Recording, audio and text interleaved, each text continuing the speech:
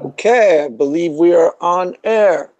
So, I had an interview last week with Mr. Drew from Genetically Modified Skeptic.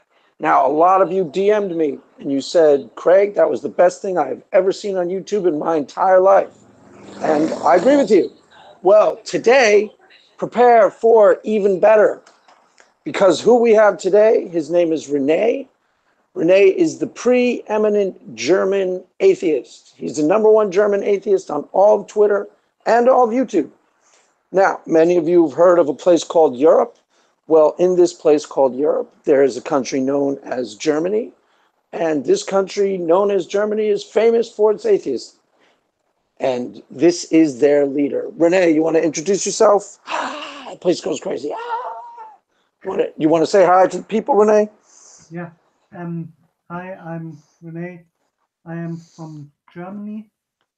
I am currently going to university, though right now I have holidays. I'm 21 years old. I turned atheist when I was 19 years old, and I am a former deist. Like I didn't really grow up in the faith. I was pretty apathetic to religion most of my life, but right now I'm an atheist. I talk about it on Twitter quite often. I also, of course, have other topics that sort of relate to that, but most of the time it's pretty much religion, existence of God, and So also you started out, how old are you now? You're like what, 21, 22, something like that? uh, I'm 21 years old. Okay. And you've been an atheist for 5 years? No, I turned atheist when I was 19. Like that was pretty much, I Oh, think, wow. So only 2 years. 2 years and 3 months or so. I think, So you turned atheist and you've been on Twitter almost right from the start because you've been on like Twitter almost 2 years. like it's sort of started out. I turned atheist pretty much in May, which was right in the period preparing for my exams in like my last school year, and pretty much after I was done with my exams, I started uh, like during that period as well. I noticed. I found out about people who believe in creationism and intelligent design, and I was interested in that. And then I had like a Twitter account, I think from 2015. Never did anything with that, but I thought, well, maybe might be a good idea to uh, go to Ken Ham's Twitter page and maybe try to help educate some people on there. And I think then my really sort of one of the first followers of mine was Godless Mom. I think you know her from Yeah, Twitter. she And was the, wait, she was the first, she was one of the first followers of yours? I yeah, didn't know that's that. correct. Yes, yeah, she followed me first. And Oh, yeah, and I did it, not know that. yeah, and she was like one of the first 10, and that's pretty much how I. Then I met her. Then I followed AG and all other people, and that's pretty much how I got into it. I like Godless Mom, actually. I want to try and get her on the channel, so maybe you can help me do that. Um, Yeah, so you're in high school, okay, and how would you describe yourself before you were an atheist? As a kind of a deist? You were never really a Christian in any sense. Like you may have been nominally a Christian, but you didn't really practice or yeah. believe in Christianity ever, right? Or no? Like I think it's difficult to say. I think the first time I heard from Jesus was like when I was 4 or 5 years old when I was in church, and I Heard think about Jesus. yeah, Okay. Yeah, you said heard from Jesus. I was like, wait, not what? You about had like no like I heard that there was such a guy as Jesus that people believe in, and I think I don't know. I think between the age of 9 and 12, pretty much I was pretty much when I realized, yeah, I don't believe in this in the resurrection, and I did hold to a passive belief in God, but I didn't pray. I didn't go to church. Like the only time when I really prayed was like before a test in school, but other than that, I wasn't really invested in So, religion. you would describe yourself mostly as a deist through most of your life. Yeah, You did kind of believe in a God, but not the Christian God at all. it was Correct? like uh, no, not the Christian God. It was like sort of a watered down version maybe of the Christian God, like not the Jesus stuff, but I did believe like he was like a heavenly father and there was such a thing as heaven, but I also didn't believe that anyone would go to hell or so, but like sort Okay. of a father figure of some sort. And then when what year are we talking about? Like 1920, you started. I believe one of the first things you told me was you started watching what's his face on YouTube. Was that before Yeah, you became an atheist? Scott uh, Clifton, correct. uh, Well, was that before you became an atheist, or that was instrumental in you becoming an atheist?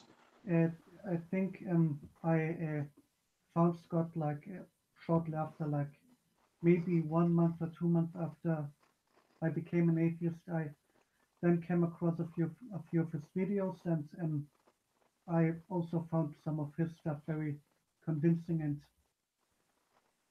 very intellectual. Like Scott is really smart, I think. Yeah, Scott was really. I for a while, I actually before he became, he got an Emmy. I don't know if you've been following that, but I was friends with him on Twitter prior to his like he was on Twitter and I would chat with him a lot and I would tell you about it. I was saying I was gonna introduce you to him. But then he won an Emmy and he started getting a lot more attention just like for his acting.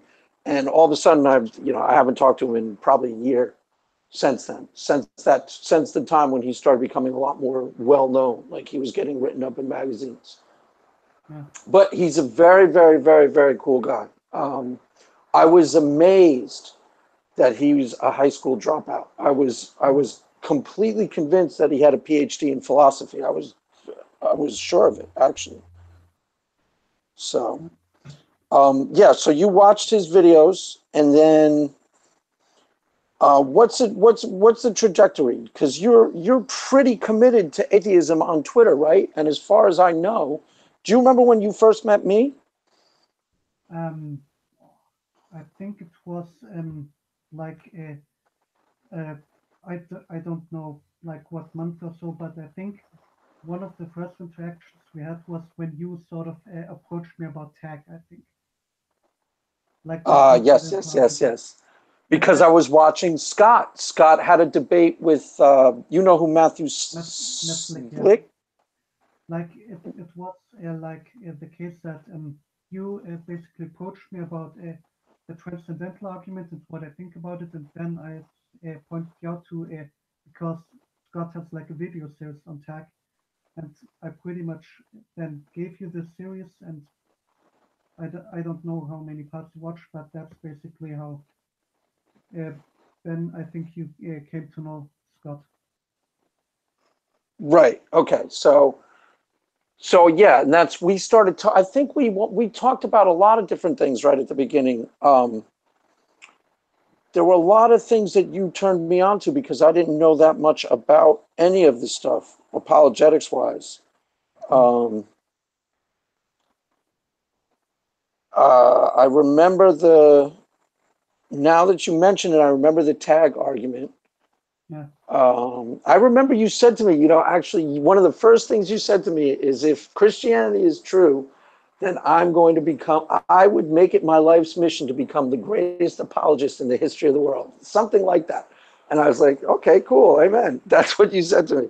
Little did I know that you were like, you meant it on the opposite. You were going to become the leading atheist apologist. But that's what you yeah. said. I don't know if you I remember that at all. I wouldn't go so far that I'm one of the leading atheist apologists, but like if what I meant by that was like if I really believed, hardcore believed that What? What? Are you still there? Are you still there? Are you talking right now?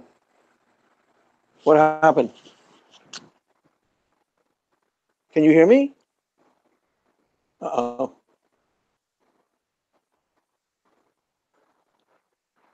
Are you talking, Rene? Damn, what's going on? Okay. Are you still there? Yes. Can What you hear me? happened? Did you stop? No. Did you? For a while I couldn't hear you. You didn't stop talking, right? No. Yeah. So as I was saying, like, if I really believed in Christianity and held to that belief that there's a heaven, there's a hell, and the way to heaven is through Jesus, and I obviously would want most people to go to heaven, then I would feel sort of morally obligated that I would try my best to convince everybody of Christianity because obviously I wouldn't want anybody to go to hell. Well, right. That's actually not that dissimilar from kind of how I feel myself in a way.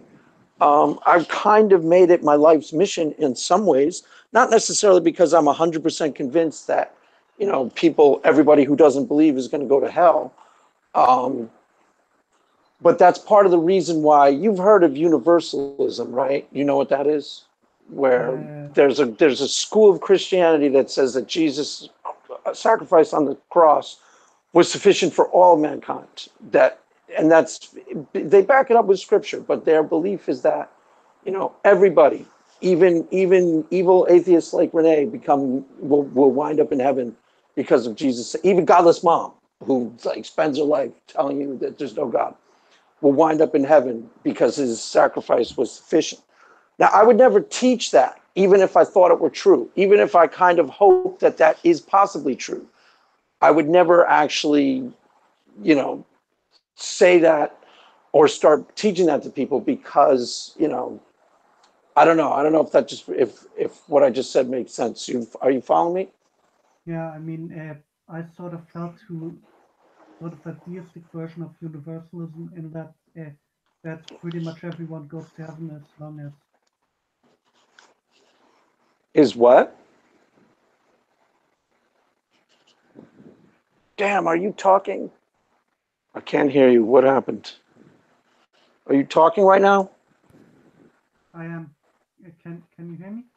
I can hear you now. Okay. So, I don't know. Something. I guess when I get up and walk around, something happens. So I'll stay put. Okay. So repeat what you just said. So I pretty much held to sort of a deistic version of universalism in that sense that pretty much everyone goes to heaven who wants to go to heaven.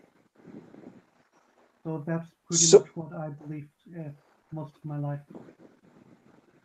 before you were an atheist, before you'd Yeah, ever you decided that everybody goes to heaven who wants to, that's what I and the believed. people the people who don't want to, I guess they don't go to hell because I'm not sure they'd want to do that, right? They don't want to burn forever on a lake of fire, so they don't pick that. Yeah, They just pick what, non-existence or something. yeah, pretty much like I didn't think that through. Like I was sort of, uh, I sort of my theological beliefs weren't thought through. Like I was under the impression, why wouldn't anyone go to heaven in that case? I feel so about that. Why would anyone go to heaven? What?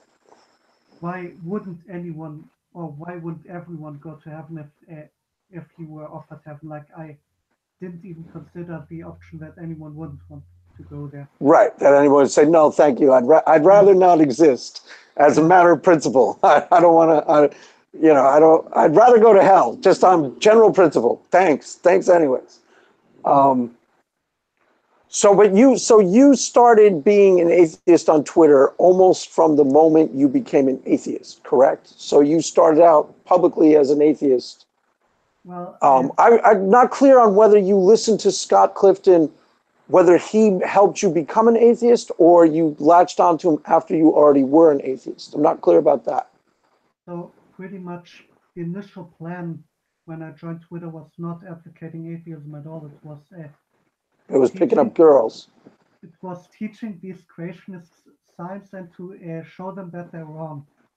that was like the first goal, and I sort of only slipped into that atheism stuff because there were other guys on Twitter who, when I approached them with science, then they immediately assumed they were correct, but they immediately assumed, oh, this is an atheist, and then they tried to prove the existence of God to me, and that's pretty much then how I got into it, and they present all these arguments, and at that point, pretty much then I watched some videos from Scott from other YouTubers to see if the arguments have any merit, and also read up on this stuff, and pretty much Scott was, or with his arguments, he pretty much was the most convincing to me in that respect, and he was, I think, the Yeah, one. his channel is, as far as the atheists go, I'd say he's probably the best in terms of intellectual caliber, and and actually he's a cool guy. I don't know if he does it as much anymore. I've only seen him put out like one video in the last year, Yeah, and like I said, I haven't talked to him on Twitter probably about a year. I'm not even sure if he remembers me. But for a while there, we were actually pretty tight. I was chatting with him almost every day. Go ahead. and yeah, I think he only put out one video concerning the Trump election, and before that, a video about Kim Davis, and yeah, he doesn't Yes. post regular anymore, but I think he was like back in the day, like uh, back in the days where there were many YouTube atheists. I think he was like one of the best, like the guy who most people looked up to, and who uh, Yeah, absolutely. Even yeah, today, amongst atheists who know him, um, like I'll bring up his name a lot, and people go, "Oh, Scott Clifton is the man." That's like it's like almost instant atheist insider lingo. Atheists are like, "Oh, you know Scott Clifton? Scott Clifton's the best." So even today, he's considered like one of the best ones. If he had kept going, he would easily be like a Matt Dillahunty, easily. yeah, In terms of just as intelligence, he's just as smart, actually. Matt Dillahunty debates something like every single week. If Scott were doing that consistently for the last 3 years, he'd easily be on the same level, I think. yeah, Probably Matt would tell you that too. I think Matt's friends with him as well. Go ahead. yeah. I mean, I think Scott, as on an intellectual level, I think he is, or might very well be on the level of Dillahunty, but of course he doesn't have much time. So personally, I find Scott even more brilliant than Matt Dillahunty, but that's just my personal opinion. Personally, you find nobody's more brilliant? Is that what you said? Or Yeah, Scott is more brilliant? I find Scott more brilliant than Matt. Well, that's what I was saying too. I think and actually Matt might even second that. It's hard to gauge because Matt, he does the atheist experience like every other week. He's been doing that for about 8 or 9 years, and then he goes on debates all the time. And just if with your own limited experience with debates, you see how much better you get week in and week out, right? Just with your own, what have you done now? Like 4 or 5, right? Like on Twitter, I'm pretty much every day talking about this stuff, but on video, I think I don't know, think fourth, fifth, I don't know, to be honest. But you see that you can see in yourself even the progression from like the first time you're on. Yeah, You just feel so much less comfortable in how you present things and stuff, and then you just yeah, get better at it. like pretty much think my the first time I was on YouTube or was invited to a hangout sort of was when Peter Stephanie. invited me. No, Oh Peter no, no, invited yeah, yeah. me. He had me on his channel as well for an interview, and then I was like, I think in the after show of a debate between Audra and Mr. Intelligent Design. Uh, I was there as well, and then I appeared 3 times on Stephanie's channel. Yes, I remember the stuff. And then you and I were in a debate on Stephanie's channel. Yes, And then I did a couple with Robert Reed. I think I did two with you, maybe, or one with. I don't remember if it was one with you or two. that was one. Oh, it was only one. Yeah, Because that was one of the things I said to her when she was starting out her channel, is that you will get, because she did that thing with Matt Dillahunty that all the atheists went crazy about, and I was yeah, like, she it was the first time she was on air, and it's the first time I was on air was that show with Peter, and I thought I did really poorly on that. It's just the first time you get better at it as you go along. It's like anything, you practice it.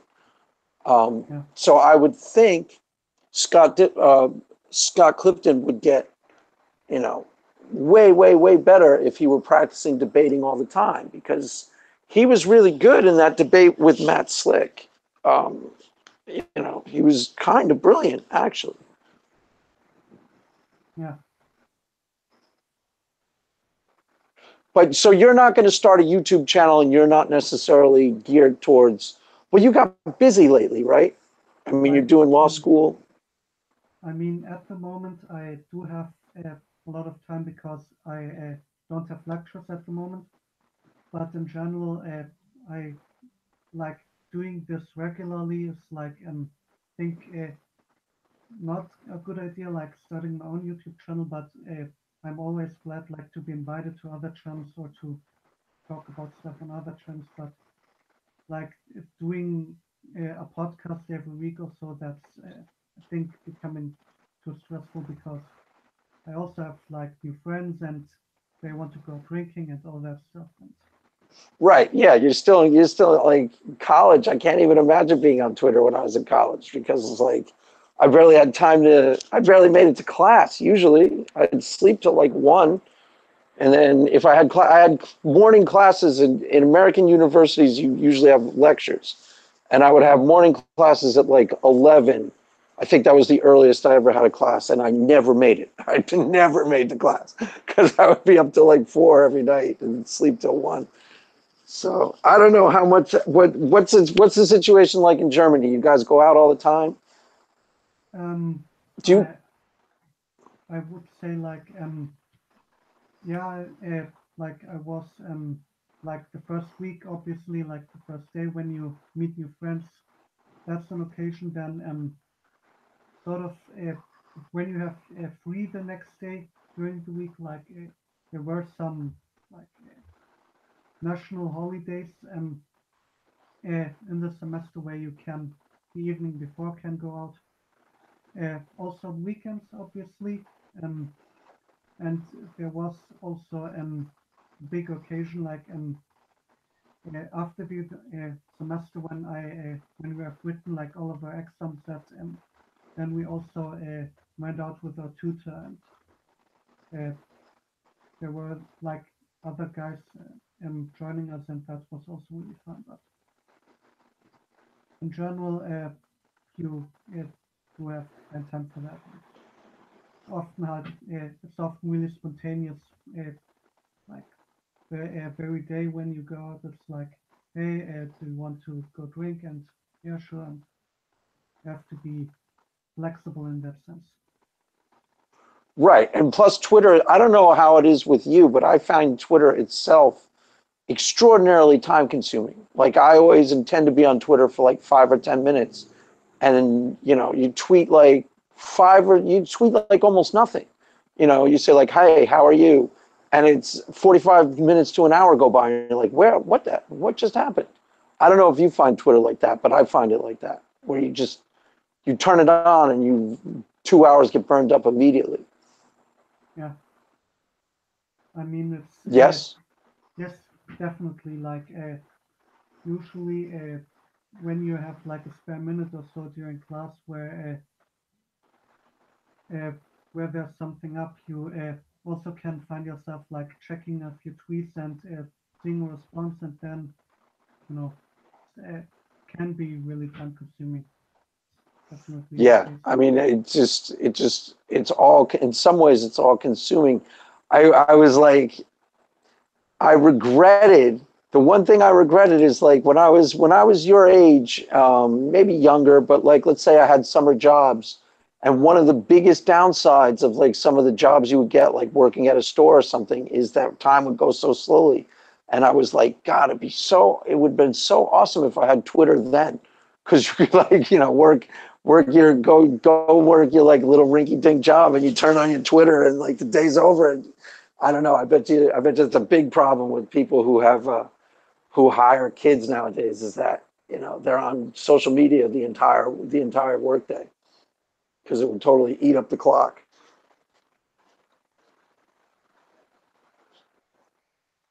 Oh no, are you talking? Are you talking right now? Uh, yeah, Uh-oh. Are you talking? yeah. Is everything work? I see. I stood up. Can you hear me now? You can hear me, right? I can hear you. Yes. I guess when I stand up, the whole thing goes south. Um, were you just talking, or maybe you weren't talking? I was. Can you hear me? Yes, I can hear you now. Go ahead. Okay. Okay. I mean, it's obviously I don't want to get anything in the way of my studies, but on occasion, like when I just quickly check by during a lecture, maybe to see if something has happened, and then it can easily happen that I.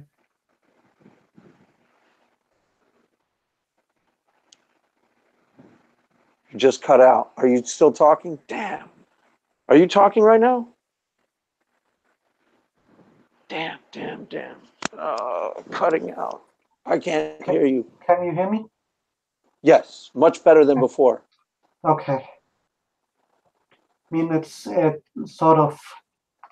It is really time consuming, is what I try to say. What did you just switch? Because this is a lot better sound wise in Like, terms of clarity. I don't know. I think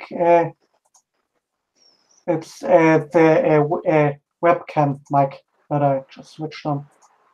I Oh, mean, okay. It's 100 times like better. I'm just clicking through these options and try to see what works. So yeah,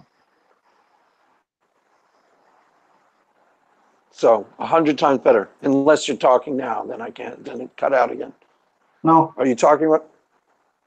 You're not talking. Okay, good. yeah. Um, okay, so let's go to a question I was going to ask you that's come up a few times in your. Now, the passage in Romans that says basically Romans that people, 1:20, is it like 120? there's this famous passage in Romans that precepts always said, like everyone knows God exists. Right, that's exactly where I was going to go. Yeah. Speaking of precepts, you watched the chat with Cy Ten Bruggencate, correct? On Stephanie's channel? With whom I didn't hear. Yeah. Cy Ten Bruggencate? Yeah, I know him. Yeah. And what's your take on him? I'm sure he drives you partially insane, correct? I think he, or at least I've heard that he's personally a nice guy, but I find presuppositional apologetics fundamentally dishonest. Well, his version of it is pretty intense too. Do you find the entire premise dishonest or just his take on it? Because he's Well, pretty hardcore about it. That's why I say he drives people crazy. Because I don't know if you watched him, he was on Shannon's show. And, go ahead. I mean, the main problem that I see with presuppositionalism for myself is that I know that I don't know that God exists, so therefore I already know that he's full of shit. You know what I mean? Right. So, okay. Um, let's go to the actual. For the invisible things of him from the creation of the world are clearly seen, being understood by the things that are made, even his eternal power and Godhead. So they are without excuse. Now, you totally disagree with that completely? Uh, uh, like I okay. What I want to say is that I do think that the Bible in this passage says that everyone knows God exists. I That's do think exactly how I would. Some people say that that's not what that exactly means. I think that's what it's saying. no, That I do think that's the case, but I don't know that God exists. So personally, in my head, I can immediately reject that because right. The only question I would ask you is: it possible? Now, the answer may be no, but is it possible that you have? Because in order for this to be true, obviously there couldn't be any atheists at all unless they were um, not suppressing knowledge that they may innately have. Is that possible? Have you framed it that way?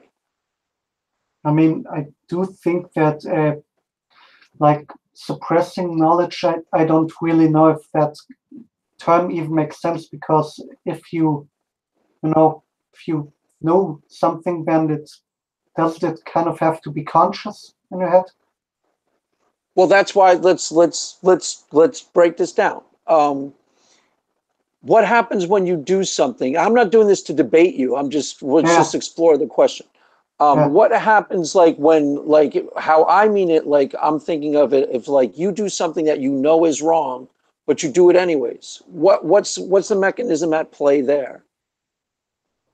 Do you I mean, understand what I'm the question? like sort of if I were to steal something, even though I know that I shouldn't steal. Right. That You that steal kind of thing. something from Craig. There's a guy on Twitter, this really good Christian apologist, Craig Yeah, Mean, yeah. and you steal his tithes. you What do? You're suppressing the knowledge. Do you have knowledge of it being wrong? And then sometimes don't you suppress knowledge when sometimes you war against your own conscience? Does that happen? Like for me, I mean, stealing is sort of a bad example because I actually have never stolen anything. But not I kidding. used to steal all the time. I used to shoplift when I was a kid. Star Wars But figures. sort of when I like deceive people or really lie to people and know that what I'm doing is lying, that then I do so with the like bad feeling in my stomach that I'm lying and I don't feel good about that, and I am in my stomach, like in my conscience, I'm very aware that I don't want to do that. Right, but you tend to have I can you to have it. Can you hear me? uh, Hello? the tone sort of went off on some. Yeah, I dropped the phone. Yeah, You tend to have a stronger conscience than most people I know. That's why a lot of people describe you as really nice. I see you personally as like tending to feel bad when you do things and know it right away. I don't see that in a lot of people. What say you? yeah, I do think that my conscience is very heavily influencing me, but the thing is with right and wrong is that this it is of course a matter of definition, like what right and wrong is, because uh, if we there are different definitions of right and wrong. Like one working definition I would use is whatever diminishes human well-being, or right whatever promotes human well-being. That's I think not necessarily consistent with what, for example, Stephanie would hold to being right and wrong, but I do follow my conscience in that sense, and when I act against it, then I immediately feel it, and Right, which in the is moment different I than overcome it. okay. Yeah, So where I'm going with this. Okay, so that's different than a lot of people. Um, Most people are dead to their own conscience to one degree or another, and that's even a biblical argument that says their conscience seared with a hot iron. Um, all I'm trying to get at is it possible to know something and to innately know something and then suppress that knowledge from yourself? is that a possibility? I'm not saying you're doing it, because obviously you don't think you're doing it, or you wouldn't be an atheist. I'm just exploring that possibility. Go ahead. What say you? Like, I don't really know. Like, maybe an example would be, say, if you were, for example, an alcoholic. I think you can be sort of in self-denial that you drink too much, but you can't really be in self-denial that you drink alcohol, or that you chuck down 2 bottles of vodka. Like, Okay, you know what I mean? okay. So you're saying yes. I get. I think I get it. Where you're at. So Yeah. it's possible. So do you think that scripture is not possible? Not just not plausible, and you don't believe it. Are you saying that it's not possible? I mean, And then we'll go ahead. you mean that specific verse right now, like?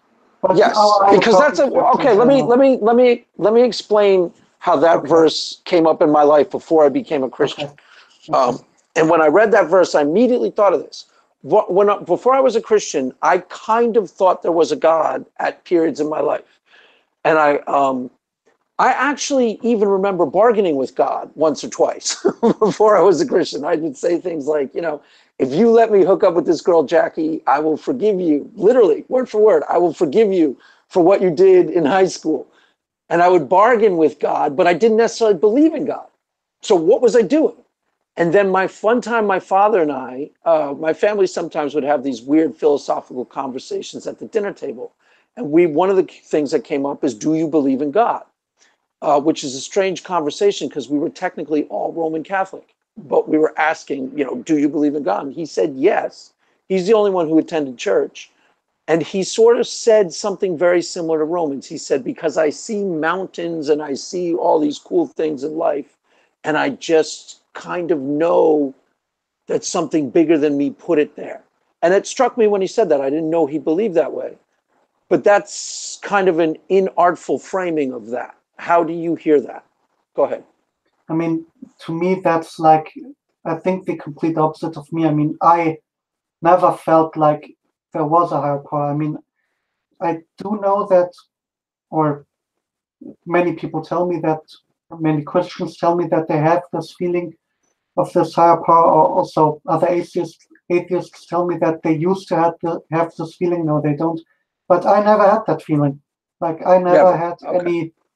any innate sense of God. I did hold to a passive belief, and I had this propositional knowledge, but I never felt that there was anything.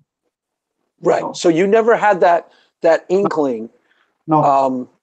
So the thing that my dad said is not an experience that you had, and the thing that I did, you've never done, right? You never had any spiritual experiences or any conversations with God. Like, I mean, what do you mean by spiritual experiences? I did have kind of wonderful experiences when I was in Africa, where I felt like a deep connection with nature, for example. I did have Okay. that stuff, but What was that? What was Africa? What were you doing? You're on safari or something? I was, I think, in my childhood, I don't know, I was 8 or 9 or so, with my parents, and we were in Kenya. Cool. And A vacation? yeah, 3 weeks, Awesome. and we were on safari, and I saw a lot of cool stuff. And Oh, is that where you got the Rene monkey thing? no, the tarsiers, they are from the Philippines. I saw them just in a sort of a music video, and I And you then were like, I those are the googled best things I've ever seen. I then googled small monkeys with really big eyes, and then I found out, okay, they're tarsiers, and I found them cute, and that's sort of Ah, gotcha. yeah. I don't think you still call it I Like Tarsier's blog, do you? Uh, yeah, no, that's still the name of my blog, but I Okay, so don't know how to change it. let me just explain that to anybody who doesn't know you. So there's this type of monkey. It's a tarsier monkey. Is that what it is actually called? Tarsier. A tarsier monkey, a French. Yeah, It's French. It's a very sophisticated monkey. like one. Um, Yeah. And Rene is, I don't know if you're obsessed with them or what. How would you describe your relationship? I call them Rene monkeys because Rene is really into these monkeys. He calls his blog, I like Tarsiers. How would I you mean, describe your relationship with these monkeys, Rene? they're sort of like I would say they're my favorite animals. I find them insanely cute, and like whenever somebody, for example, when AG also posts a cute picture or says, "Hey, I want to see some cute animals," or so, then I post her stuff. Or uh, well, when somebody's down, then from my other followers or from the other people I follow, then I also try to cheer them up, and I find that's rather Right. effective. So it's your version of the cat pic. I post pictures of my adorable little cat, Yeah, and you pretty you much. post the monkeys. It's your own thing though. But But I it doesn't. also Go ahead. but I also like think that they kind of look like me from their facial features, and they So you also identify strongly with them. yeah, and also they have always these kind of cute looks. I mean, they are for these cute poses where they sort of cling on to that to like a tree, or when they have like a grasshopper in their mouth, and there's also situations I find myself in, and yeah, So so you identify strongly with them. yeah. And this isn't related to your trip to Africa. You didn't see any cool monkeys there and go like, one day I'm going to be obsessed with a certain type of cool monkey. I mean, That didn't happen. I did see other cool monkeys there, but not Tarsiers. Like there were monkeys in the hotel where we were, and actually, think my mom, she on pretty much the last day or so, she got a banana for breakfast, and the monkey stole it from her. Oh, wow. That's Yeah, hilarious. Monkeys are actually kind of dangerous in real life, aren't they? Can't they mess you up on safari? Don't they warn you about the monkeys more than um, like the lions? I mean, on that safari, uh, I mean, in the region we were, there weren't really any dangerous monkeys, but there were lions, there were hippos, and many dangerous animals. So, So did you see a lion up close? yeah, I actually That's also a Wow, funny that's story because we were like in a sort of zoo in Africa, and I kind of went forward around the cage where the lions were, and then like I went before the group, and then there I kind of stood at the fence, and then there was a lion, and I looked him right in the eyes. wow. And what did it Yeah, do? huh? What did it do? You looked the lion right in the eyes. That's what you said, Yeah, right? yeah. And then And he what screamed. happened? He roared like what lions do. They Cool. roar, and then I cried because I was terrified. A tiger peed on my sister once at a zoo when she was like probably 8 or 9. That was a famous family story. This tiger was pacing back and forth, and she was standing too close to the cage, and it peed all over her. Um, okay, so what was the spiritual experience when you were in Africa? You were going to Like say something akin to a spiritual experience. Go ahead. like I did feel like in certain moments of the trip where maybe I saw a hippo, or when we saw whales, we also saw whales. When we were at sea, like I did feel kind of a deep connection to these animals. I don't know if that's evolutionary or so, but I did feel a connection to nature, like a certain bond, so to speak. And but that's, as far as I'm concerned, that's the beginning of a spiritual impulse. I mean, you're going outside of yourself and you're finding a connection to life, some aspect of life. The next most rational question, potentially, obviously you might disagree with this, is who created all this and who's the author of this and can I know him? Go ahead. How do you respond to that? I mean, like the author of sort of the planet and the universe, or like the author of the experience, sort of like how we get them. Either or. I mean, that's kind of, It's not, when I was like 23, I guess, that's when I started really getting, I didn't become a Christian until I was 29 or 30.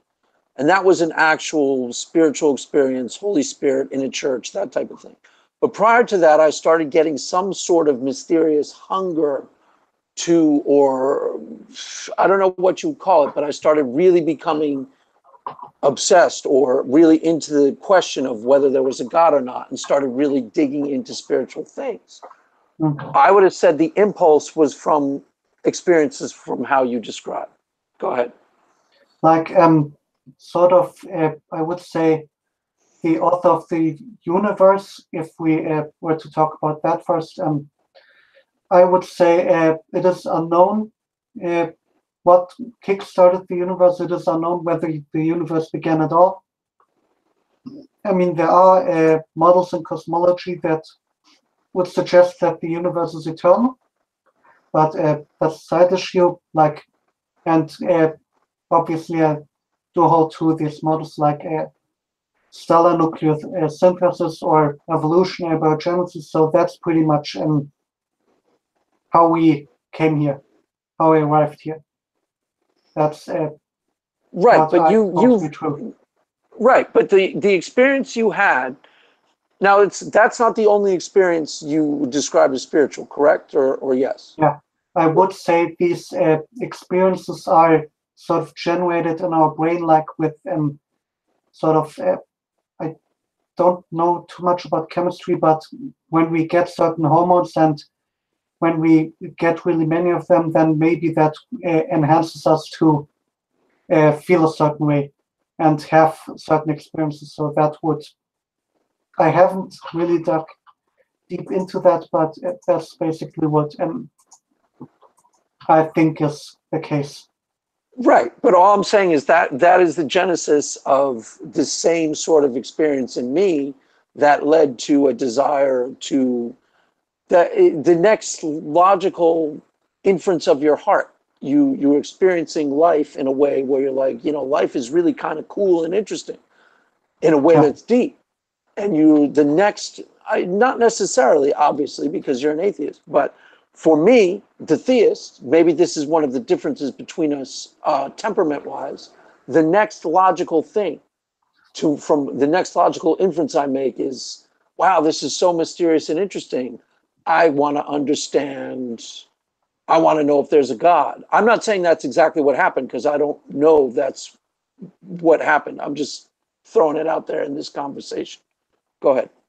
I mean, it's not the case that I wouldn't want to know if there's a God. I mean, if there's a God, I want to know that I want to know if he exists. I mean, I care about truth a lot, and if God exists, then I do want to know. I do want to find out, and if I were to find compelling evidence for God, then I would even see it as my moral obligation to believe that he exists, because I am. I don't know. Are you familiar with epistemic responsibility? A tiny bit, but go ahead with where you're going. Like Fill, epistemic, fill me in. Fill me in with what I don't know. But keep going. I like what you're saying. Go ahead. epistemic responsibility is the idea that we have a responsibility for our beliefs. Like we sort of like beliefs inform actions, right? I mean, sort of. This is obviously not the case for you, but if you are like Ken Ham, then his belief in the Bible and his belief in God in his particular version informs the other belief that homosexuality is wrong, that and that stuff, and it also then informs the action that he is outspoken against homosexual marriage. And it is my contention that we have a responsibility to hold beliefs that are based on evidence. Like there's this analogy that the sort of originator of the idea of epistemic responsibility presented, which was, let's say we have a wooden ship, or if there's a man who has a wooden ship, and the ship is sort of a wreck. It's not seaworthy anymore, but he convinces himself based on lack of evidence, and he assumes sort of that this ship is seaworthy because he doesn't want to repair it, and then the passengers get on board, and the ship sinks. Okay. And So let me see if I'm hearing you correctly, and you correct me if I'm not. So, you said that if you were presented with sufficient evidence, you would have some form of moral responsibility to now believe in God. Yes. What you just say? I'm sorry. If I believe in God and then do something, because okay, so what's really interesting about that is that's kind of where now you don't think that the Christians who are Christianing have been presented with sufficient evidence. You're not sure internally, like maybe they were for themselves, but they're not obviously they're not presenting you with sufficient evidence. We both agree on that, right? Because you're still an atheist. You're still an atheist, right? Yes. Even after our conversations thus far, you're still an atheist. Yes, I'm still an atheist. Okay, so even I haven't presented you with sufficient evidence in this conversation to change your point of view. But if I were to, you think it would be a moral obligation for you to now start at least saying, hey, Craig is telling the truth, you godless heathens. Listen to him, at least that, or something. You'd have some form of moral obligation from that point, correct? Explain that, because that's really interesting. Because as I was saying, like with the analogy, the ship sinks. Now, obviously, the owner of the ship, is at fault because he didn't repair the ship, and they were killed. But the originator of the idea, Clifford, goes so far as to say, even if the ship has made it across the ocean, even if it had landed safely, he would still have been at fault because he assumed a belief without sufficient evidence. So, so in that sense, we have a moral obligation to hold evidence-based beliefs, because not doing so can lead to harm, like a sinking ship, like people sort of bombing themselves up, like with Muslims. I mean, I think we both agree that Muslims don't have sufficient evidence for their beliefs, but don't necessarily hold evidence-based beliefs, and that's going to be harmful to society. So you would, if when we're done with it, at some point, do me a favor and listen to Drew. Did you listen to the conversation I had with him, by the way, the genetically modified skeptic? Not yet. Okay, because he would agree, he would deeply agree with what you are saying, and his thing is very similar. He wants even atheists to have definite epistemological justification for their beliefs that are good reasons. Like even the atheists who agree with him, he said he wants to challenge them to have, to be able to back up their, like you would like a lot of what he says. It's very similar to what you're saying. It's just a different framing of it. So how much have you studied epistemology itself? Like, I mean, what do you understand by studying? Like, I have dug into some philosophy. I have watched some philosophical stuff, but it's not like I have like bought all of the collections from all kinds of philosophers and have read everything, and like I didn't. Okay, so let me show you where I'm going with this. Okay, so you take someone like Ken Ham, and on a certain level, you think he's immoral because he is pushing forth beliefs that you think are completely unfounded or ungrounded, and leaving aside whether those play out in a way that's good. Oh God, this can get Like, really interesting. I'm trying to like, think of the best way to frame this to make it the most interesting. Go ahead. like moral Go and ahead. immoral in that case being defined in terms of human well-being.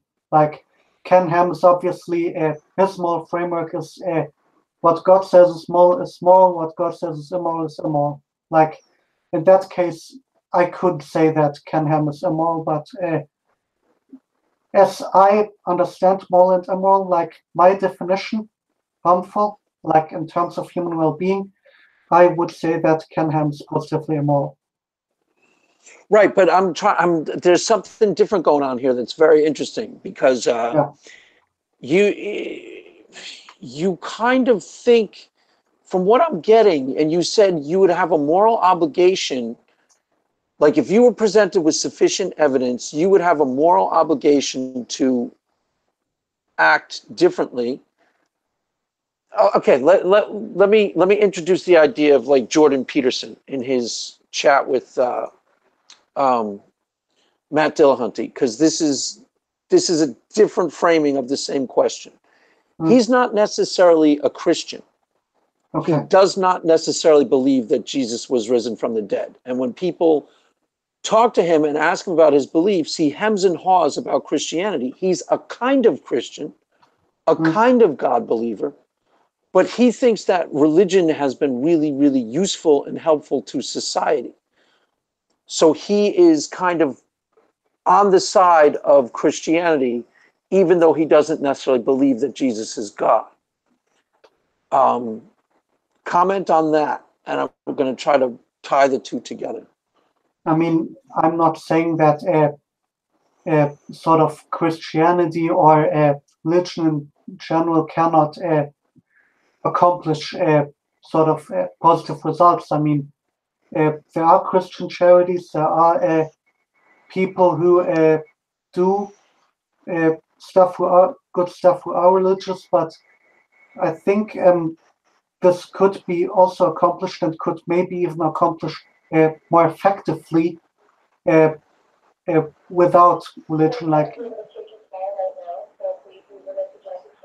Right. Like I don't think you necessarily need to believe in Jesus in order to donate or to organize a charity or all that stuff. Right. Your big complaint against Christianity or God is that you honestly don't think he exists. You don't think Yeah, it's true.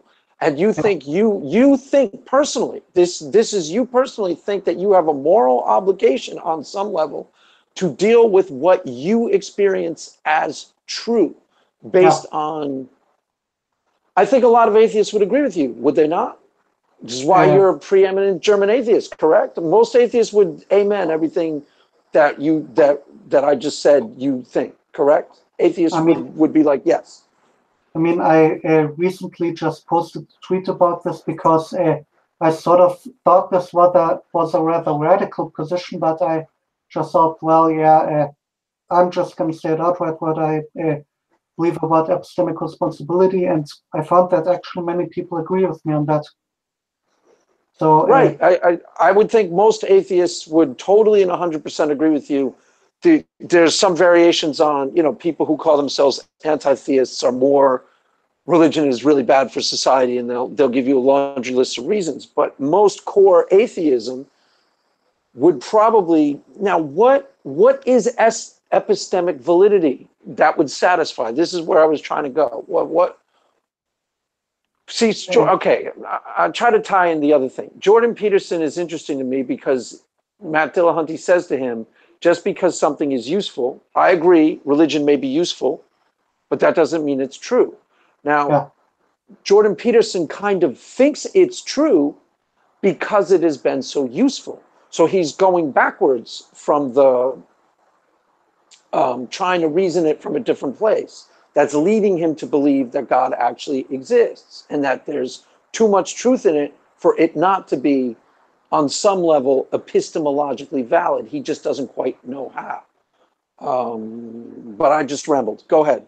I'm I sorry. mean, if I were to present a scenario, I think it would very much be feasible that you can go through life basically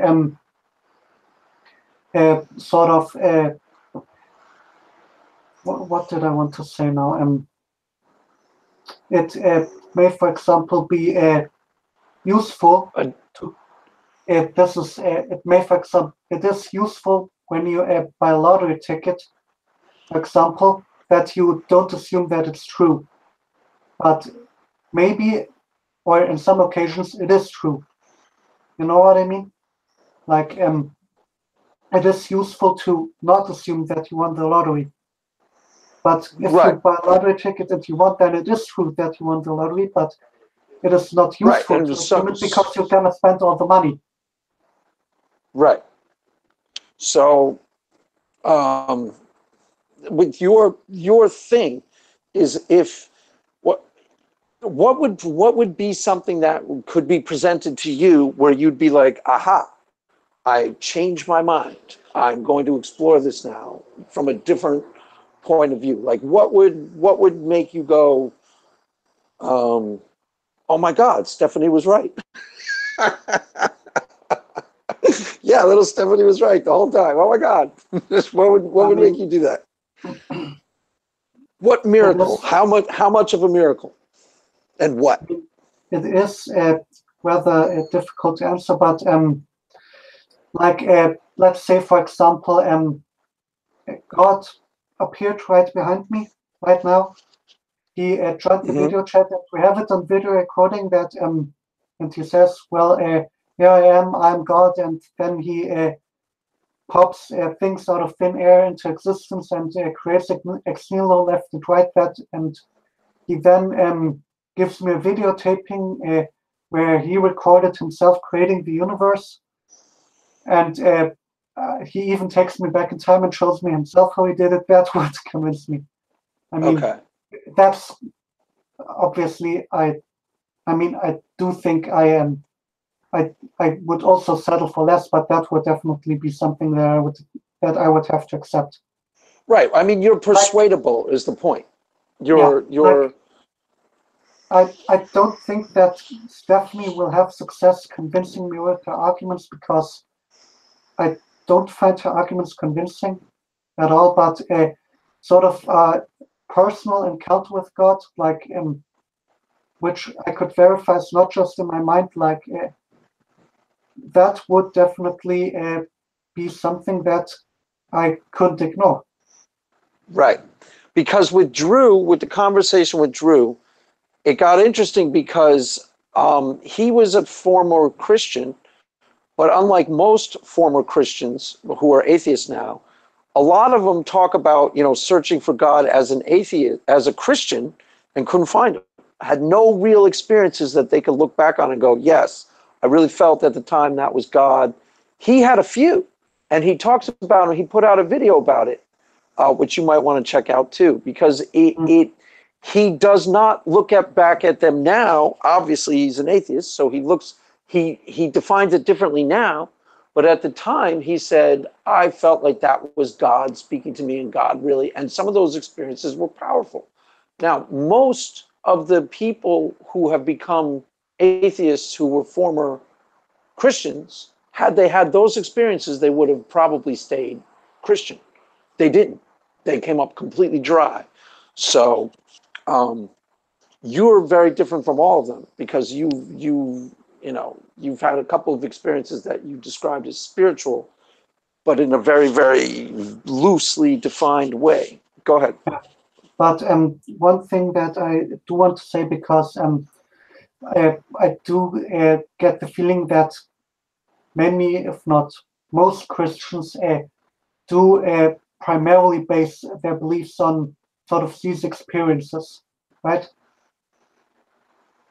Yeah. Well, I don't know. I don't know if other Christians have as many.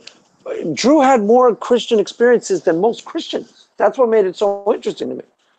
Yeah, But go ahead. but sort of, I don't know if, I mean, those weren't spiritual experiences, but I do know, because I've experienced it myself, that our brains can, on many occasions, deceive us. I mean, I have also recently written about it. It was more of my take on personal experiences, like from my perspective, like more of an anecdote blog, like how I see it. Like I think I can present 3 examples. Like when I was 12, I think, or in the age of 12, I and a few friends of mine went to a forest, and there we saw like what at that time I thought was a demon. Like Wow, weird. it was Okay, like go ahead. it was like a big black I'm thing, listening. I'm listening. Go ahead. This is really like interesting. Okay. like a big black thing, and it had like glowing red eyes, and we immediately ran out and then talked about it, and we then saw then said, "Whoa, Oh, those red wait, eyes!" the other kids saw it too, Like we were 3 kids, and you all saw it. yeah, and Weird. yeah, but or at least they said they saw it. I mean, I obviously can't look into their head. Maybe they were just screwing with me, but they told me that they saw it as well. So yeah, but I reject that actually happened, and I reject it because first off, the demon saw looked suspiciously like in retrospective looked like Venom from the Spider-Man 3 movie, which came out about 2 years earlier. So, like, Wait, except for the looked red like eyes, who did it look like in Spider-Man 3? Venom, Oh, the Venom. black mask, the symbiote, like the black spider suit. You know Spider-Man, I don't actually see Spider-Man 3. I saw 1 and 2, but I'll take like your word for it. there's like a black suit and it's a symbiote and some alien stuff. Like except for the red eyes, that really looked that way. And So what do you think happened? Your mind was playing tricks on you, or yeah, how would you describe it now? I think that my mind was just seeing something that wasn't really there. Like Right, but okay. So how many years did you think it was a demon for? Did you think uh, it was a demon up until you became an atheist, and then you're like, it can't be a demon because I'm an atheist, or what? like I didn't really think about that. Like I sort of put it in sort of a folder and left it alone. Like never thought about it again. And then at that time when I became an atheist, like then I figured, yeah, that was probably just my mind screwing with me. Right. The only thing about that that's strange, the only thing that's weird is if your mind is screwing with you, how did it screw with the 2 people who were with you? Now, I'm not saying it was a demon. Did anybody pray against it in the name of Jesus? No, Did anybody pray against it? Nobody, no Christians. You weren't with any like Christians? like maybe I don't know what their religious views were.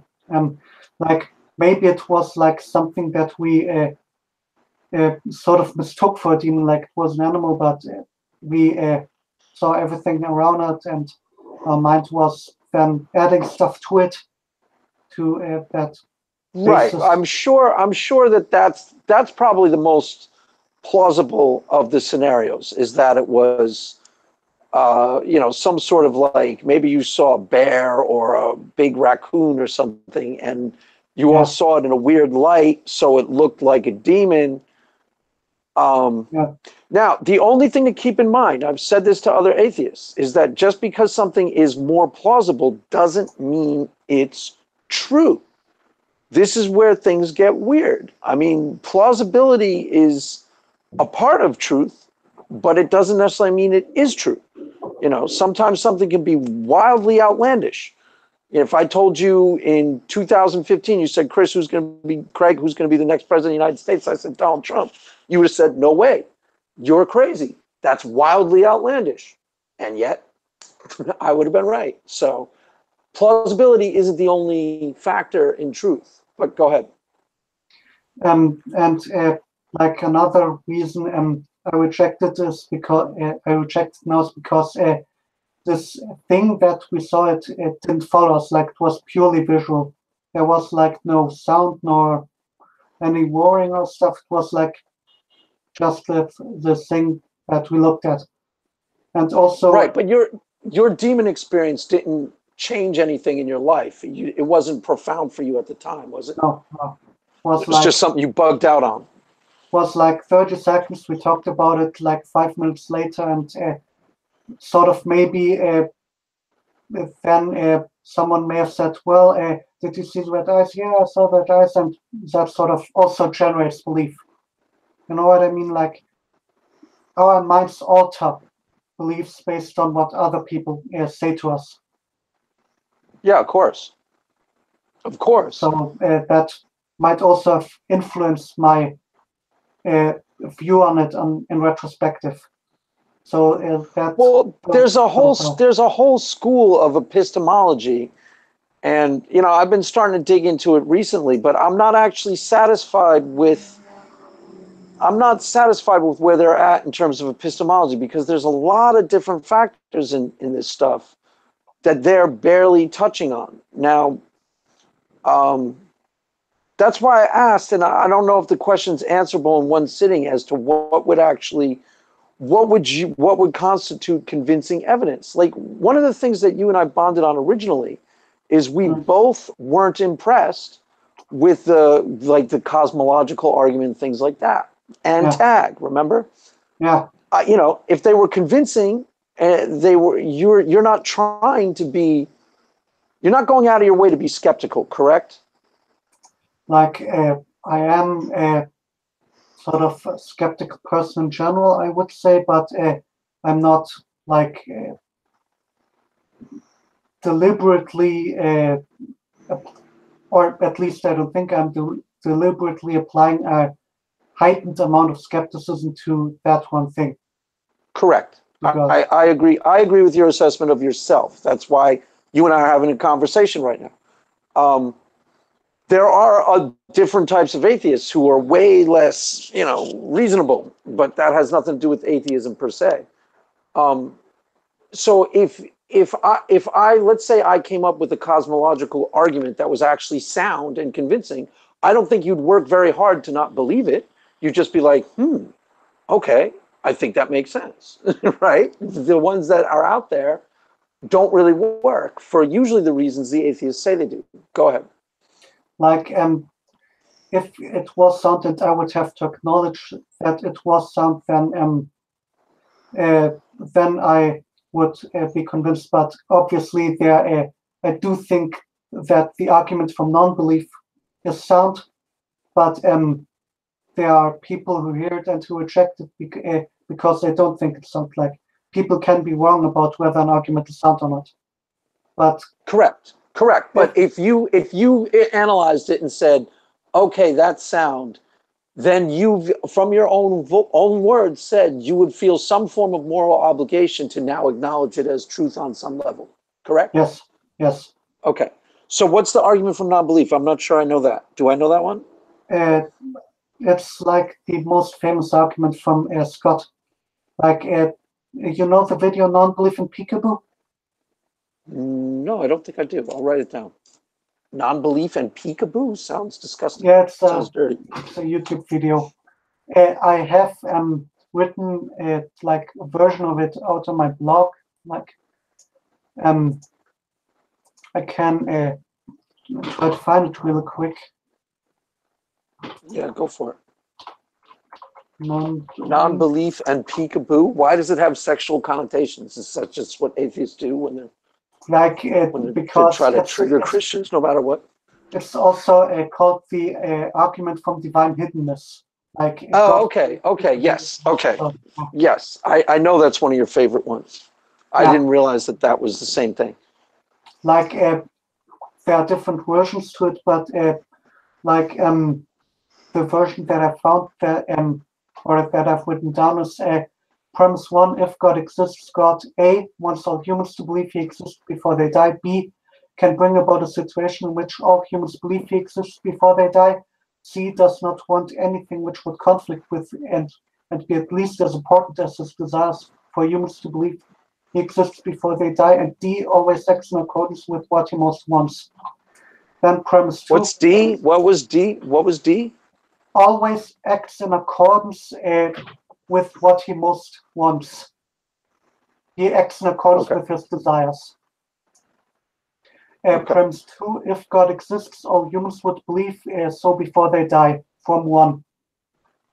This obviously assumes that repentance is only possible before people die, but I think that's what. Well, it also assumes that it's also assuming that God necessarily cares, and he might not. And I don't mean that God doesn't care if you don't believe. I mean that it might not be essential to God that you believe at any given time in your life. It would, like with the Apostle Paul, okay, he had to write. Let's just assume, for argument's sake, that Christianity is true and God introduced himself to Paul, knocked him off the horse. Okay, there was a reason for that he was necessary to write the New Testament, so he was important in history. Now, it might be important for you, Rene, I can believe that, but for like Joe Schmo, atheist, who cares? Who cares what the guy believes for 50 years of his life? Maybe it's important, maybe it's not, you know, and God could show up right before he dies, like he did with the thief on the cross, and be like, by the way, I'm real. You know, if there's no, that's one possible framing of it, but go ahead, keep going. I'm sorry. But, right, but there are also, of course, people who die atheists and who God never revealed himself to them, like he didn't bother to show them, and you know. Maybe we don't know for a fact what happened right before they died or how that works. It would appear to be the case, yes, but I'm not 100%. Christopher Hitchens, sure. But, you know, like I said, Joe Schmo, atheist, maybe not. You know, if God saves the thief on the cross right before he dies, I don't see any good reason why he wouldn't save, like, this is what I was saying to Robert Reed. You know, Robert Reed right before he dies. But go ahead. But I mean, it's sort of also a numbers game, right? I mean, he wants to save as many people as possible. I mean, if Christopher Hitchens is in hell right now, I mean, it would be sort of a lost soul, wouldn't it be? So if Christopher Hitchens, wait, what? I didn't catch that. Christopher Hitchens is in hell. If let's say Christianity is true and Christopher Hitchens died as an atheist, didn't repent, and he's like in hell right now, wouldn't that then be a lost soul that God would care about, and wouldn't that then go against sort of the hypothesis, like premise 1, he wants all humans to believe he exists before they die? Would that? Let me think. I mean, yeah, I guess it would go against that. If Christopher Hitchens, I mean, yeah, yes. I'll just say yes. It just there's a lot of different potential good, like really mysterious questions in the whole thing. This is why I like talking rather than debating, because once you open up the thing to questions, then there's really good questions that are even better than that. You know what I mean? Like, what's the level of culpability? You have me convinced. Now, you told me, and I believe you, that you actually don't think God is real. That you actually, as far as you know, there is no God. And you say that with integrity, correct? Yes. So what's your level of culpability if you were to die tomorrow? I say not very high. What's Christopher Hitchens' level of culpability? Who knows? Could be a lot more intense. Do you see what I'm saying? There's whole degrees of what people know and what they should know with what they know. I didn't say that well, but does that you understand what I'm saying? I think there's a language barrier sort of here. What does culpability mean? Oh, culpability. I'm sorry.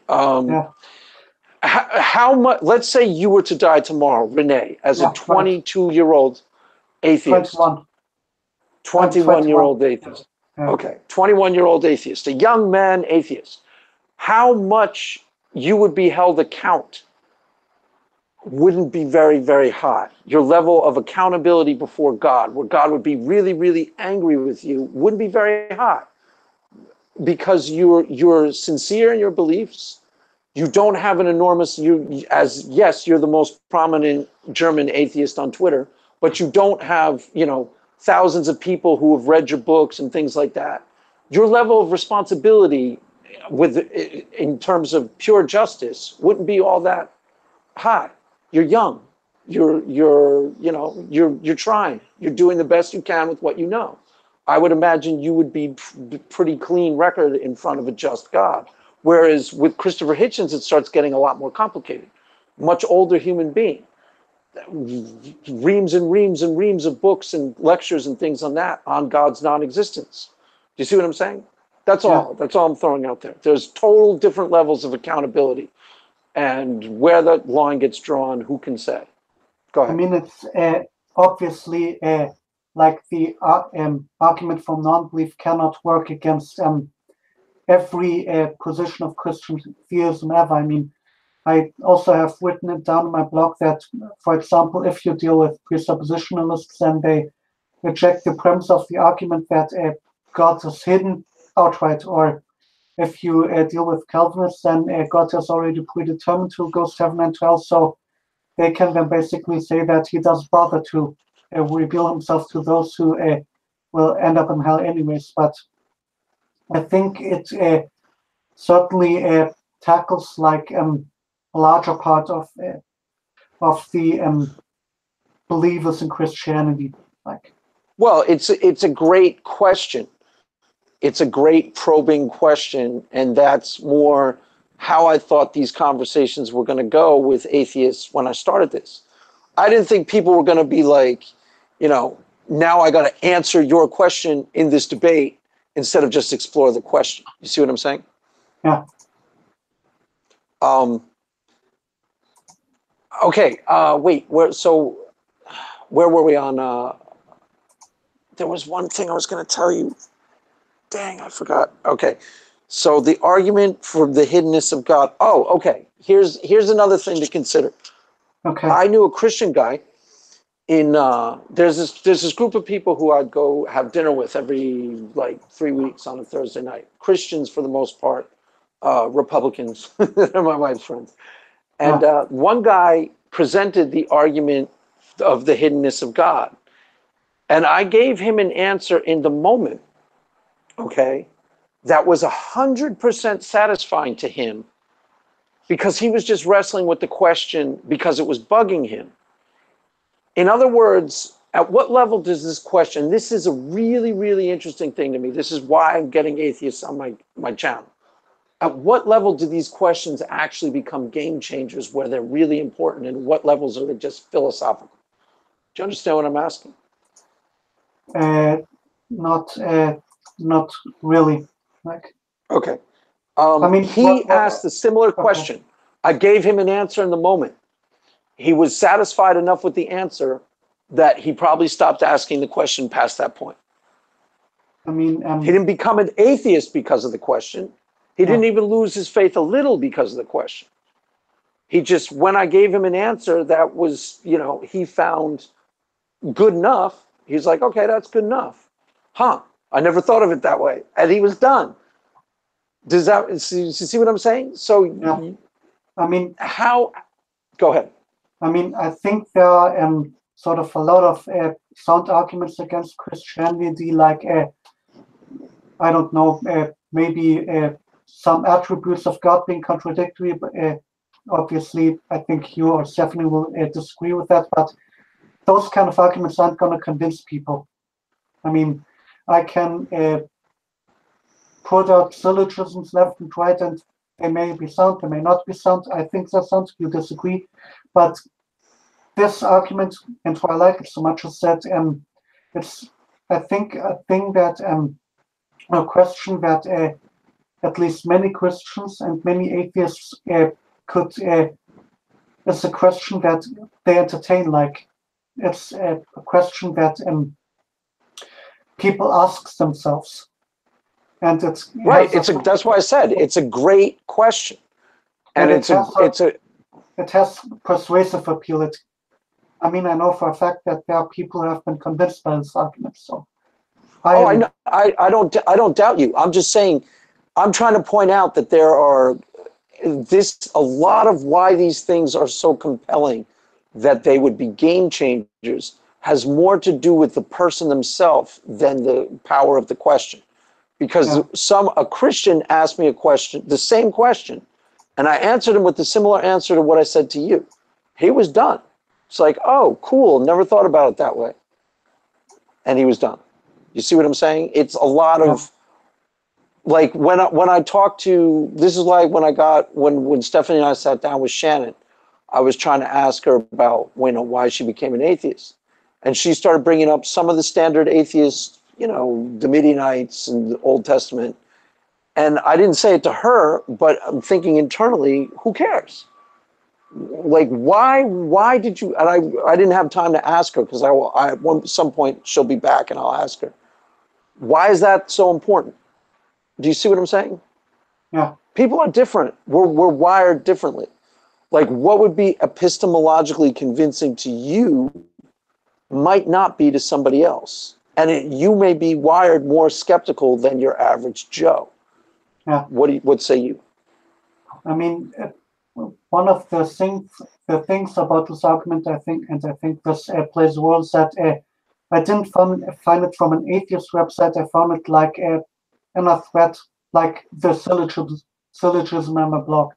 I found it like from a Catholic website or so, and some guy posted it, and he asked, I found this argument, I don't think it's bad.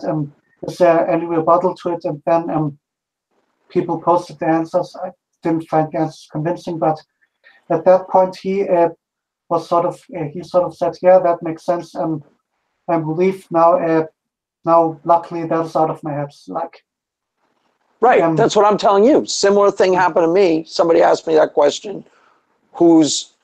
It's where you're leaning. You know what I'm saying? Yeah. But it's like, let's say you're a Republican, and the Republicans are really starting to screw up. What's it going to take to get you to switch parties? There's a line where.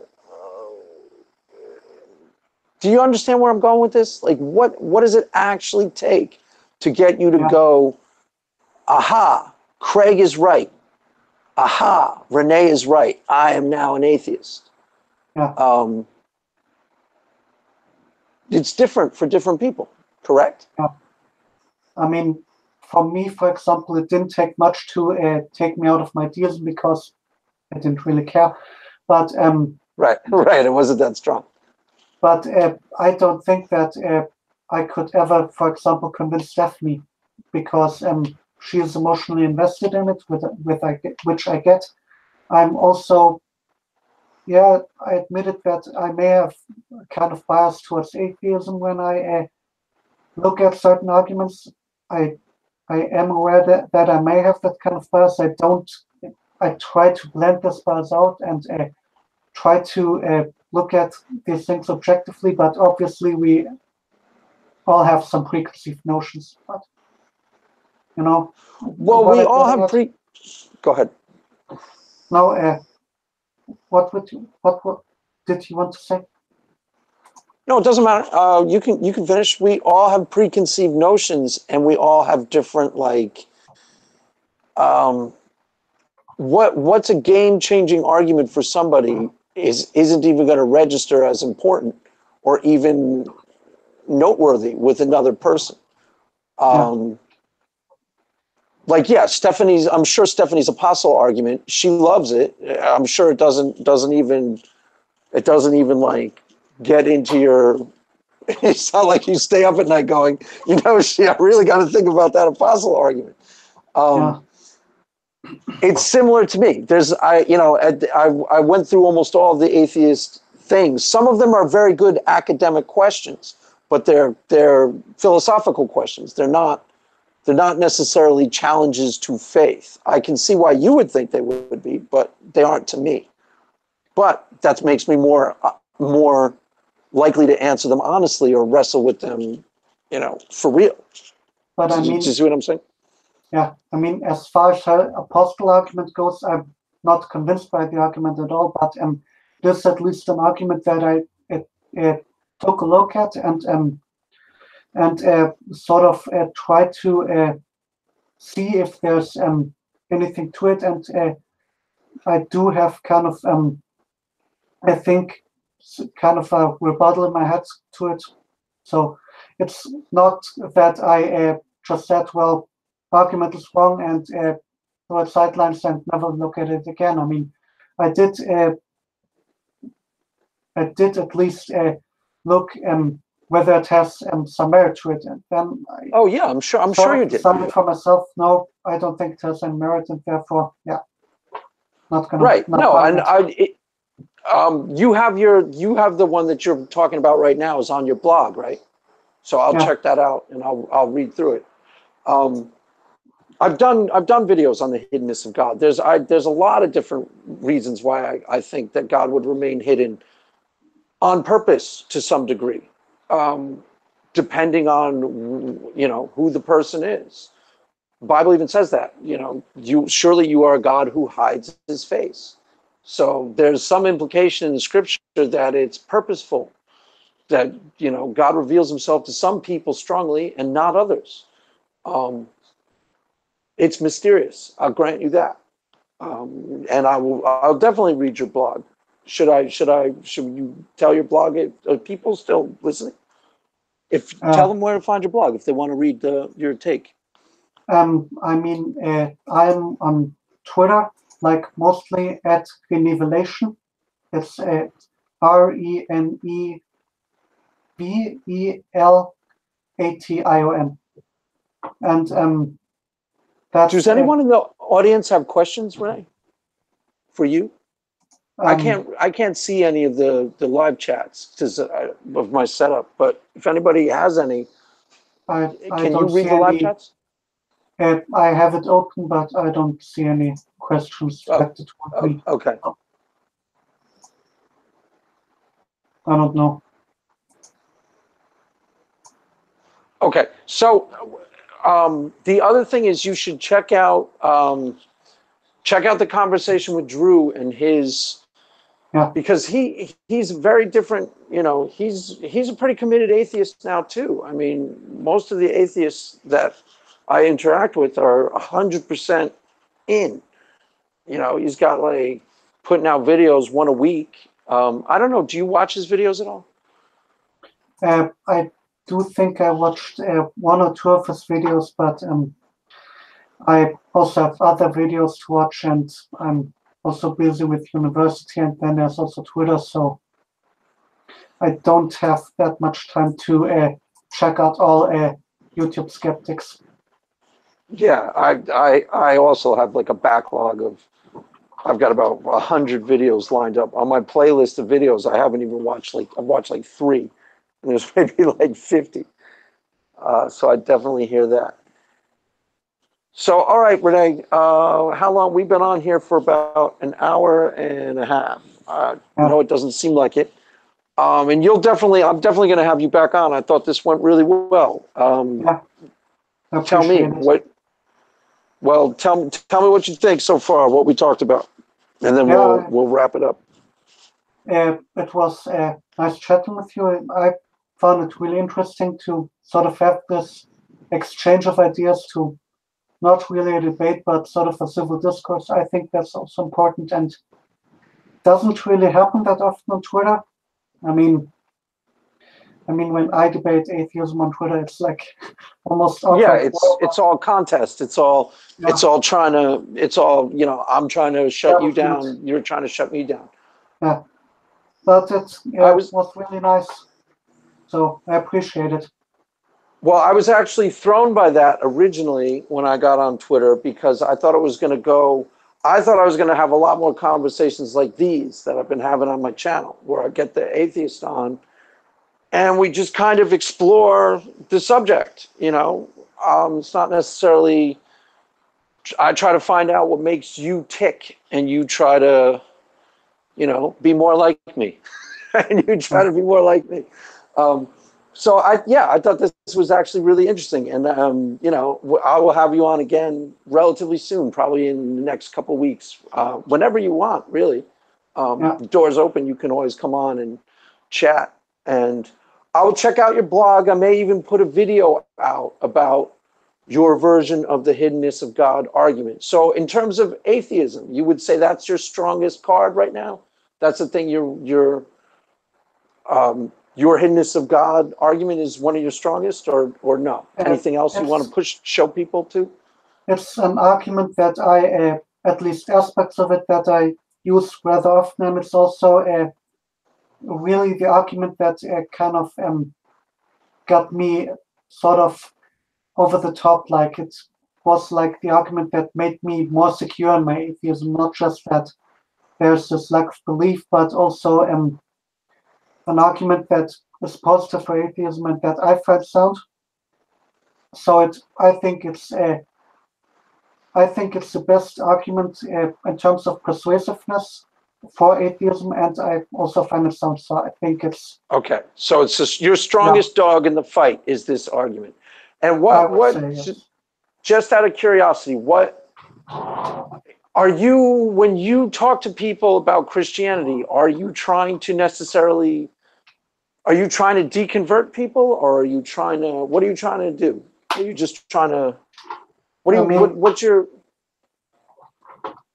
I mean, I think for myself, I don't think I can deconvert people. I mean, uh, I what I try to do is to maybe get them thinking, maybe put a stone in their shoe, maybe have them reconsider. But I think at the end of the day, the journey from believing God towards atheism is always a journey that everyone has to take for himself. Like I may okay, be able to put a stone in their shoe. I may be able to get them to examine a little bit, but I don't think I can outright within a conversation take a believer from a hardcore belief in Jesus, young Earth creationism, to a hardcore non-believer who is an outspoken atheist. No, that's not possible.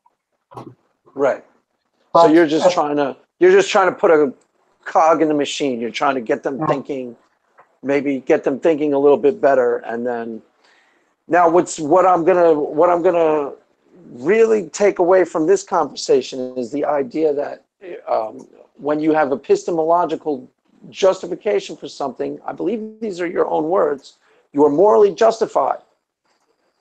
You are morally required to act a different way from that point forward when you have gained some form of knowledge. Is that fair enough? Is that how you would say like it?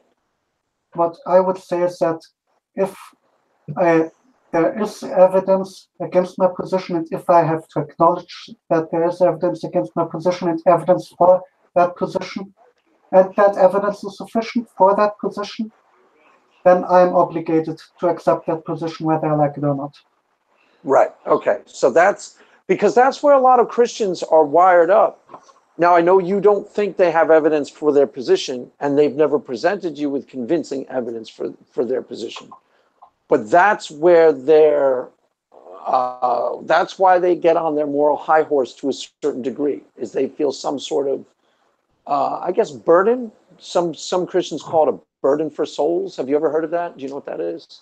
Uh, it rings a bell.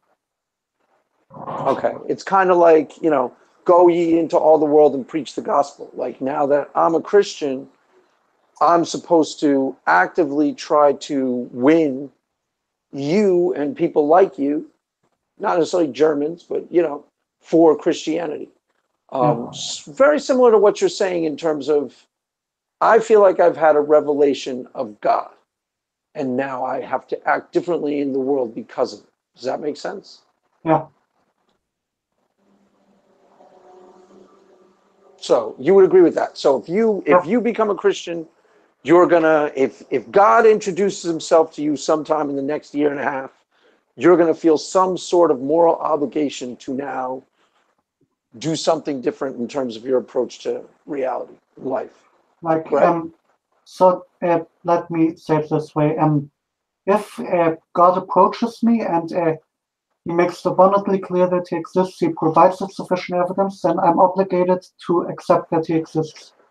If I'm then obligated to preach Christianity, I'm obligated then also to, I don't know if I'm obligated necessarily to preach, and I don't think I'm obligated to worship either, but if, say, God then shows me that he's a good dude, he's nice, his values and his morals are compatible to mine, then I'm definitely open to enter a relationship with him, to talk with him, that stuff. Right. Totally. I totally 100% agree with that. Okay. So But right, the propositional knowledge that God exists is not yet is not, in my view, obligatory to worship. Right. Well, that's kind of the difference. I said this once on to somebody, I don't remember who, but that's kind of the difference. A lot of Christians are trying to convince you based on what you just called propositional knowledge, not necessarily direct. Go ahead. Not like knowledge that he exists is not equivalent or the same as worship. Propositional knowledge is God exists, and yeah. Right. They're trying to convince you based on on what they're going on. This isn't all Christians, but this is a big chunk of them. They don't know they're doing this, but what they're doing is God exists because my church says so, because the Bible says so, and because it's the only thing I've been taught to believe. Not God exists because I know it for an organic, real, connected reason that I can now share with you. Do you see the difference? Yeah. One is you need to believe me just because you can't be a non-believer because that's not acceptable to me. And the other is you need to believe me because here is real, tangible, organic evidence that will produce something inside of you. The second one you've not experienced yet, even though you've been on my channel for an hour. Yeah. The second one you've never experienced, right? No. And you would say the first one, would you say the first one is most people? I would say the first one is most people, but it's not only so much that it's not only that I don't have experienced sort of positive evidence for God, but I also think that the universe looks just like it should if there isn't one. So it's just a lot the of universe work. looks. The universe looks what? Looks the like universe what? looks just like it should if there is no God. Like, as far as I'm concerned, the universe fits kind of naturalistic predictions, but. Oh, I see. I see what you're saying. Okay, so that's probably that's 100. So you're 100% convinced, or 88% convinced that there is no God, and that the second. Not only have you not experienced the second person, you aren't going to. They don't exist. They don't exist. Someone who's having a real experience of God that's organic and they can give you a demonstration of that experience, that person doesn't even exist. I Correct? mean, I do think that people experience stuff. They definitely experience something, but I don't think that that experience is God. I think they falsely attribute that to God. That would be my position. Right. No, I totally get that. I'm just saying the yes. Yeah, I get it. All right, man. So let's end on that note. As of this day, Rene is still an atheist. You heard it on this channel. You wouldn't have believed it. You wouldn't have thought it possible, but he still is. He is not convinced yet that there is a God. Go ahead. You want to say? Yeah. Go ahead, my friend. I want to thank you for having me on the channel to give us the opportunity to explore certain ideas and to sort of lay out my views on various topics and my position. And it was nice chatting with you. Yeah, it was awesome. And for any atheists listening, I'm sure most of what you said is like atheist catnip. You know, they were like almost 100% on board on your version of atheist apologetics or whatever you call the atheist thing that you're presenting. So there you go, folks. That was the German atheist Rene, and we're going to sign off now for today. And like I said, Rene, come on anytime. Well, this was really good. This was fun. Thank you. Okay. Goodbye, everyone. Bye.